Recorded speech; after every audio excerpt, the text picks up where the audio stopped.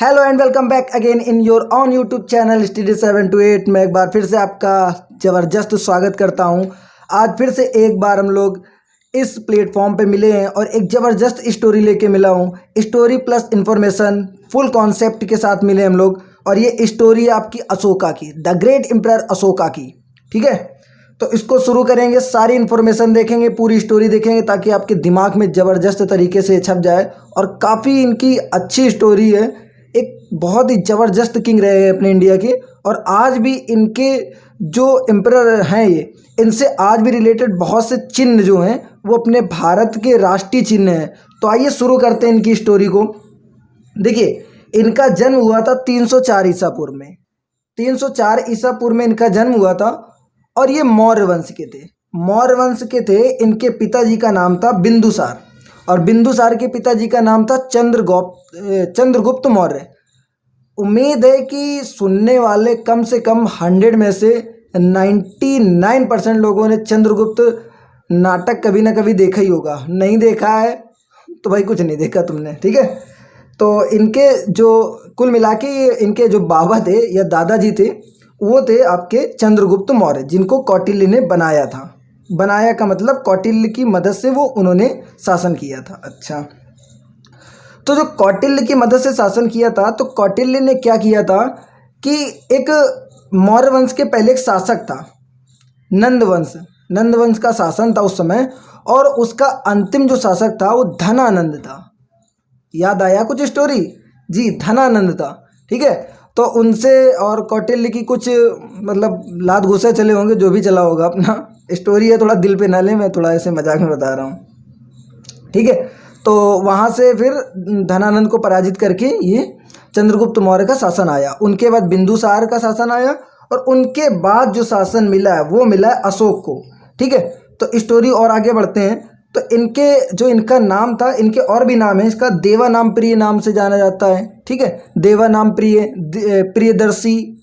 ठीक है, the great emperor Ashoka, इन बहुत से नामों से इन्हें जाना जाता है। ठीक है, तो इनका जन्म हुआ था 304 ईसा पूर्व में और जगह थी आपकी पाटलिपुत्र, जो इस समय पटना में है। और पटना मतलब बिहार। ठीक है, तो पिताजी का तो नाम आपको पता ही चल गया होगा कि बिंदुसार था और इनकी जो मम्मी थी मतलब माता जी जो थी उनका नाम था देवी धर्म। ठीक है, और भी इनके नाम मिलते हैं अलग अलग जगह पर। तो हुआ कि कुछ ऐसा, ये बोला जाता है कि बिंदुसार जी ने मतलब काफ़ी शादियाँ की थी मतलब उनका बताया जाता है कि कम से कम 15-16 तो रानियाँ थीं। इसका मतलब थोड़ा, तो इतनी रानियाँ थी उनकी। मैं एक बार फिर से बोल रहा हूँ, दिल पे ना ले, मैं ऐसे ही थोड़ा स्टोरी बता रहा हूँ। ठीक है, बीच में मजाक कर दूँ ताकि आपको बोरिंग ना महसूस हो। तो इनके बताए जाते हैं कि 101 भाई बहन थे। ठीक है, लेकिन जो उल्लेख मिलता है या जो लिखित हुई सामग्री उपलब्ध होती है उसमें केवल इनका एक जो भाई है जिसका नाम था सुसीमा। ठीक है, सुसीमा या सुसीम उसको बोला जाता है, सुसीमा। और एक इनका छोटा भाई था तिस। इनकी और इन तीनों लोगों की स्टोरी मिलती है, मतलब एक खुद हो गए। बड़ा भाई था सुसीमा और छोटा भाई था तिस। ठीक है, तो अगर इनकी बात करें तो अब इनकी थोड़ी सी और पर्सनल लाइफ में थोड़ा सा झांक लेते हैं इनके, क्योंकि पर्सनल लाइफ में लोग बहुत ज़्यादा ताक झांक करते हैं, तो मैं भी थोड़ा ताक झांक लेता हूँ इनकी। ठीक है, इनकी भी 2-3 पत्नियाँ थीं ऐसा बताया जाता है। एक तो करुवाकी, इनकी पुत्र मतलब पत्नी बोली जाती है करुवाकी, और एक कोई देवी पत्नी थी। ठीक है, तिसरछ और असंधि मित्र। ठीक है, ये पत्नी थी इनकी। तो अब इनके थोड़ा 1-2 पुत्र पुत्रियों के बारे में भी देख लेते हैं। इनके एक देखिए, इनके बेटे थे महेंद्र, संगमित्र, तिवाला, कुनाला, चारुमती। ये सब इनके मतलब लड़के बच्चे थे। ठीक है, अब चलते हैं इनकी स्टोरी के ऊपर। तो जो बिंदुसार थे वो कतई ज़बरदस्त इनको प्रेम नहीं करते थे। कहने का मतलब ये है कि उनको इनसे कोई खास लगाव उगाव नहीं था। और राम भरोसे गाड़ी चल रही थी तो एक हो गया है तो चलने दो, लेकिन उनको कोई खास लगाव नहीं था। वो इसलिए क्योंकि जो इनकी माता श्री थी वो एक ब्राह्मण के यहाँ से थी, मतलब तो ज़्यादा राजनीतिक स्थायी तो नहीं था, मतलब राजनीति के हिसाब से उन ज़्यादा अमीर नहीं थी, तो उनकी कोई ज़्यादा खास वैल्यू नहीं कर रहे थे लोग। तो फिर होता यूँ है कि अब इनकी राजा कैसे बना, इनके पे थोड़ी स्टोरी करते हैं। तो राजा कुछ यूँ ऐसे बने कि उस समय देखिए मोस्टली भारत का तो 16 जनपद थे, 16 में मोस्टली जो थे वो बिंदुसार और चंद्रगुप्त मौर्य ने मतलब पहले ही कब्जा कर रखा था। ठीक है, बिंदुसार और चंद्रगुप्त मौर्य ने पहले ही मतलब जीत लिया था, ऐसा समझ लीजिए आप, जीत लिया था। तो इनको तो सब कुछ मिलना था। अब बात आई कि राजा कौन बनेगा। भाई बिंदुसार की उम्र हो गई थी, अब राजा कौन बनेगा। तो उस समय जो एक तक्षशिला है, तक्षशिला एक तरीके से विश्वविद्यालय था जहाँ काफ़ी मतलब ये लोग फेमस रहे हैं, तक्षशिला था, वहाँ पे एक बार विद्रोह हुआ। तो अगर विद्रोह हुआ तो इनको भेजा गया, इनके जो बिंदुसार थे, इनका जो बड़े वाले पुत्र जिनसे ये प्रेम करते थे बिंदुसार, जिनका नाम था सुसीमा, उनको भेजा गया कि जाओ तुम वहाँ पे जो यहाँ पे विद्रोह हो रहा है उसको जाके तुम शांत कराओ जाके। तो सुसीमा पहुँचे और विद्रोह शांत कुछ हो नहीं पाया उनसे ना हो पाएगा। ठीक है, तो ये लोग समझ गए कि उनसे ना हो पाएगा। फिर उसकी जगह भेजा गया अशोक को। अशोक को भेजा गया तो जो अशोक थे, ये मतलब कहीं कहीं काफ़ी जगह लिखा हुआ मिलता है कि जो अशोक थे वो ज़्यादा सुंदर नहीं थे, लेकिन फिर भी जब अशोक गए तक्षशिला तो ज़बरदस्त इनका वहाँ के लोगों ने स्वागत किया। इन्होंने पूछा कि भाई क्या कारण है, किस लिए विद्रोह हो रहा। तो इन्होंने बताया कि हमें राजा से कोई विद्रोह नहीं है, हम राजा से बिल्कुल दुखी नहीं हैं, जो वहाँ के इनके मंत्री संतरी हैं ये थोड़ा परेशान करते हैं, इनसे दुखी हैं। तो विद्रोह तो उन्होंने चुटकियों में शांत करवा दिया, कोई दिक्कत नहीं इनको मिली, आराम से विद्रोह शांत हो गया। अब उसके बाद जो सेना थी उनके ऊपर इनका ज़बरदस्त कंट्रोल हो चुका था, ऐसे समझ लीजिए ज़बरदस्त कंट्रोल हो चुका था। अब बिंदुसार जो थे उनकी तो काफ़ी उम्र हो गई थी, अब वो निपटने वाले थे, मतलब ऐसा समझ लीजिए कि बिंदुसार के दिन वक्त खराब ही चल रहे थे। तो एक बार क्या हुआ कि दोबारा फिर विद्रोह हुआ और जो बिंदुसार थे वो पूरी तरीके चाहते थे कि जो इनका बड़ा बेटा मतलब सुसीमा, इसको बनाया जाए राजा, सुसीमा को राजा बनाया जाए। और अशोक थे वो अपने चक्कर में थे कि हम राजा बनेंगे, ऐसे कैसे ये राजा बन जाएगा। तो बहुत कंपटीशन वगैरह हुए, तो डिसाइड हो गया, मतलब कंफर्म नहीं बताया गया, इशारों में बताया गया कि भाई कौन बनेगा। तो आपने चंद्रगुप्त मौर्य का जब नाम सुना होगा तो उनमें कौटिल्य सॉरी, ठीक है, जिसको चाणक्य बोला गया, या विष्णुगुप्त उनका दूसरा नाम था। ठीक है, तो विष्णुगुप्त के ही जो पुत्र हुए राधागुप्त।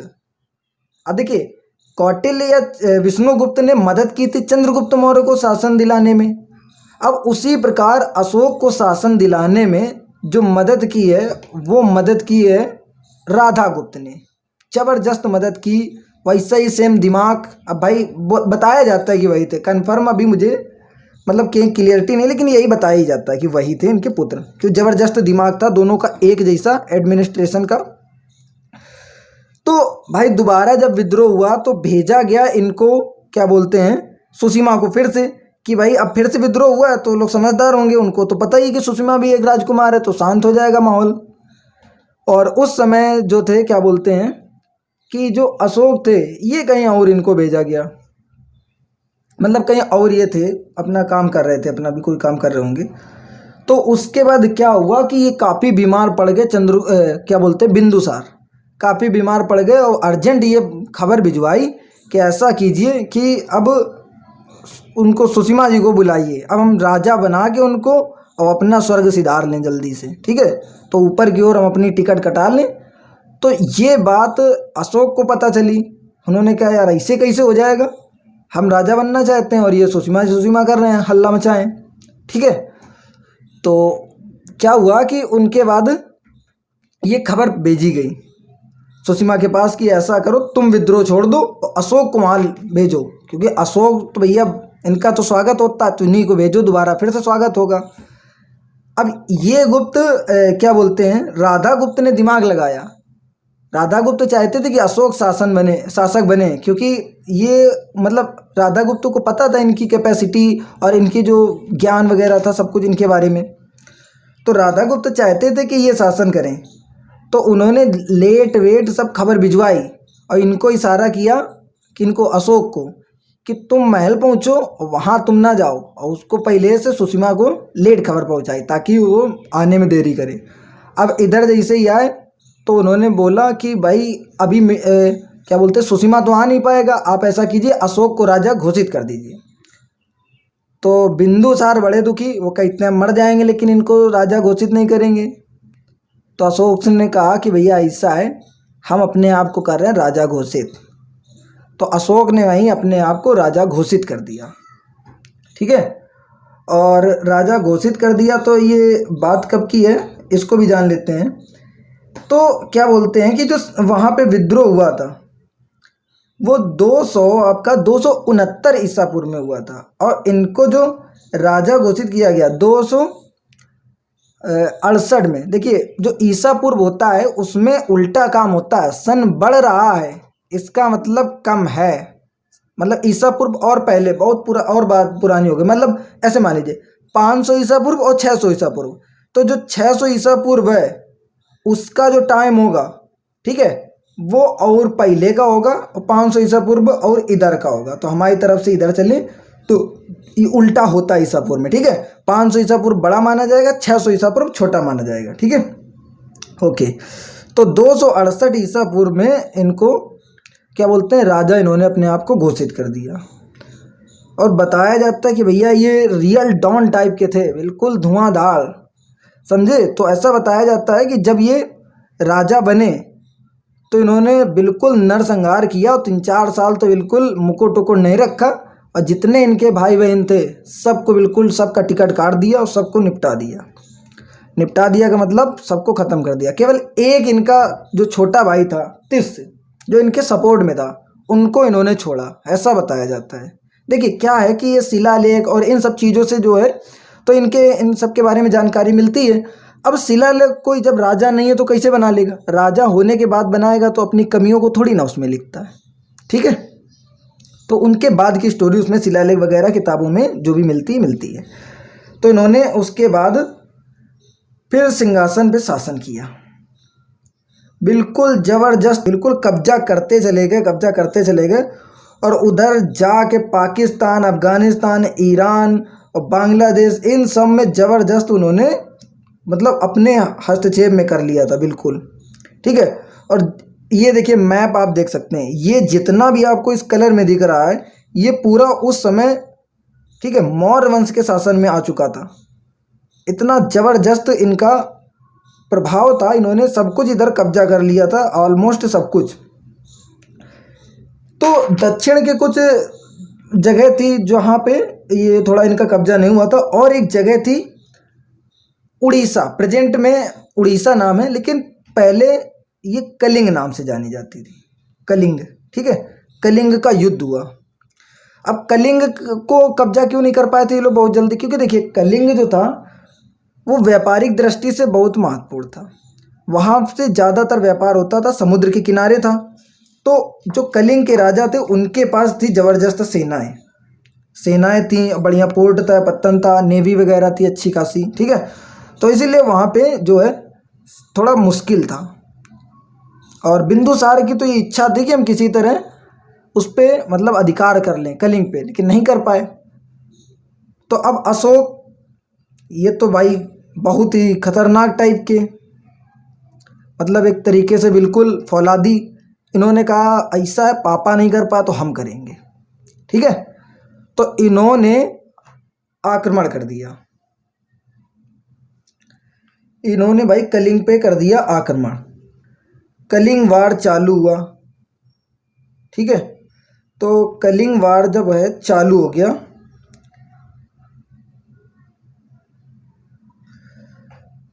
तो कलिंग वार 261 ईसा पूर्व में आपका चालू हो गया। ज़बरदस्त लड़ाई हुई, चारों तरफ बस ऐसा समझ लीजिए लाशें बिखरी पड़ी थी, खून की बिल्कुल ज़मीन ऐसे हो गई थी जैसे गांव में गेरू डाल के लीप दिया जाता है, वैसे खून से पूरी ज़मीन लाल हो चुकी थी। 1 से 1.5 लाख सैनिक इनके मारे गए, 1 से 1.5 लाख सैनिक उधर मारे गए, सिविलियन जितने नागरिक थे वो जाने कितने मारे गए, ठीक है। तो बिल्कुल ऐसा समझ लीजिए कि बिल्कुल मातम का माहौल था, चारों तरफ लाशें और मांस मांस के टुकड़े वुकड़े पड़े, खून से पूरा भूमि रेड हो गई उस समय। लेकिन लास्ट में ये युद्ध गए जीत। अब इनका कलिंग पर भी हो गया कब्जा।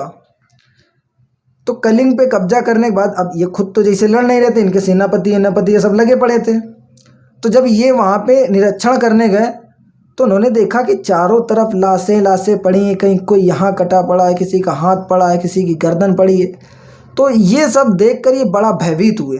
भयभीत का मतलब डरते तो थे नहीं, लेकिन इनको बड़ा मतलब ऑड फील हुआ। बताइए मेरी वजह से, मेरी जरा से खुशी की वजह से कितने लोगों की जान गई होगी, कितने लोगों के लड़के बच्चे माँ बाप, कितने लोगों की पत्नियां विधवा हो गई होंगी, कितना मतलब क्या कितना कुछ गलत मेरी वजह से हुआ है। फिर तब से इन्होंने डिसीजन लिया कि अब एक भी लड़ाई नहीं लड़ेंगे, मतलब विस्तार की जो नीति है उसको त्याग देंगे और बिना विस्तार किए शासन करेंगे और अपने जनता की भलाई के लिए शासन करेंगे। तो उस समय से, उस कलिंग युद्ध के बाद इनका हृदय बिल्कुल पूरी तरीके से परिवर्तित हो गया है, मतलब परिवर्तित हो गया और ये युद्ध से घृणा करने लगे। तो ये उसके बाद क्या हुआ कि अब ये मन मन में सब अपने आप को मतलब कोसते रहते थे, क्या है, तो उनको सुकून नहीं मिल रहा था। फिर तभी तिब्बत की ओर से, मतलब तिब्बत से समझ लीजिए, तिब्बत और ये क्या बोलते चाइना से एक मोंग आए। मोंग मतलब बुद्ध के जो उस समय समर्थक होते थे, जो बहुत अच्छा खासा ज्ञान प्राप्त कर लेते थे, उनको मोंग बोला जाता था, ठीक है। तो मोंग आए और उन्होंने बताया कि आपने जो ये सब किया है ये कोई अच्छा काम थोड़ी ना आपने किया, मतलब बहुत कुछ समझाया कि आपकी वजह से बताइए ये हो गया वो हो गया। तो उन्होंने बताया कि अच्छा कैसे मैं पश्चाताप कर सकता हूँ। अशोक ने पूछा कि कैसे पश्चाताप कर सकता हूँ, क्या कर सकते हैं, अब तो ये हो गया है। तो फिर ये सब स्टोरी बताई, काफ़ी उन्होंने इंटरेस्ट के साथ सब चीज़ सीखी और बौद्ध के बारे में सब कुछ जाना, उनकी शिक्षाएं जानी, उनके उपदेश जाने।